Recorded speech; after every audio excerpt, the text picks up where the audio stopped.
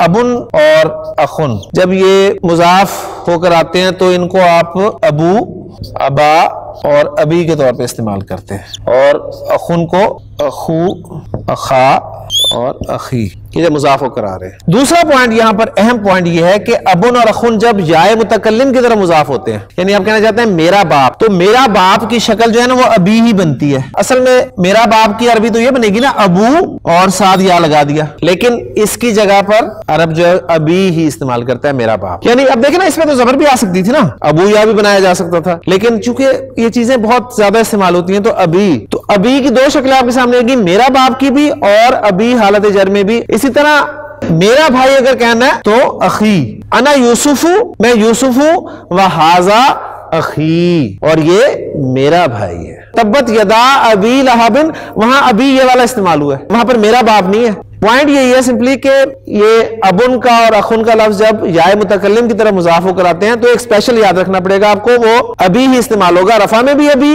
نصب میں بھی ابی، جر میں بھی ابی، اخی رفع میں بھی، نصب میں بھی، جر میں بھی، تو ہاذا اخی میں وہ اخی رفع والا ہے۔ اچھا اب ہمارے پاس جو یہ کنسٹرکشن آ رہی ہے وہ یہ آ رہی ہے ہوا اخی، وہ میرا بھائی ہے۔ اب ذرا غور کریں اردو کنسٹرکشن میں، میرا سگا بھائی، بھائی مضاف اور سگا جو ہے بھائی کی صفت ہے، تو میرے بھائی کی عربی آپ نے بنا لیجی اخی۔ اب آپ نے جانی ہے صفت، صفت کس کی ہے؟ بھائی کی، بھائی موصوف ہوا، موصوف کا جائزہ لیں، موصوف واحد ہے، معرفہ ہے، مذکر ہے اور حالت رفع میں ہے، لہٰذا وہ جو صفت آئے گی وہ بھی معرفہ آئے گی، مذکر آئے گی، واحد آئے گی اور حالت رفع میں آئے گی۔ تو شقیق کا لفظ جو ہے شقیقن، اس کو اب ان تمام صورتوں کے ساتھ رکھیں تو الشقیق، ہوا اخی الشقیق، وہ میرا سگا بھائی ہے۔